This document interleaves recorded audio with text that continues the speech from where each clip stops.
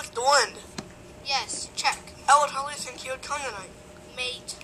It's the worst way out so far.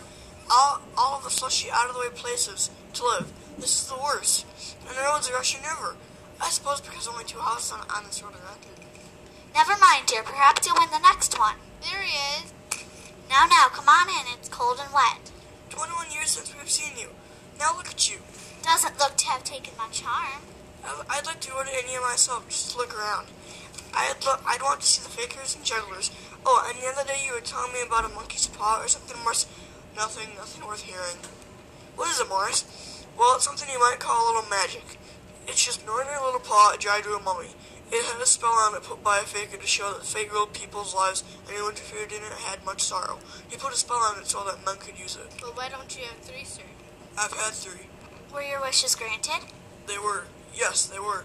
The first man had his. His first 2 wishes were unknown, but his 3rd was for death, and that's how I got it. If you had your wishes, then why don't you keep it? Fancy, I suppose. I thought of selling it, but no one will buy it. They think it's a fairy tale. If you could have 3 more wishes, what would they be? I don't know. Let it burn. If you don't want it, give it to me. I won't. I threw it on the fire. Be sensible and throw it on the fire. How do you do it? If you must know, hold it up in your right hand and wish, but I warn you of the consequences. The tale of the monkey's paw isn't truthful. We shan't make much of it. Did you give him anything? A cheerful. Wish for famous and rich, Father. Wish. I don't know what to wish for. I have had all I want. Well, wish for 200 pounds. That will do. I wish for 200 pounds.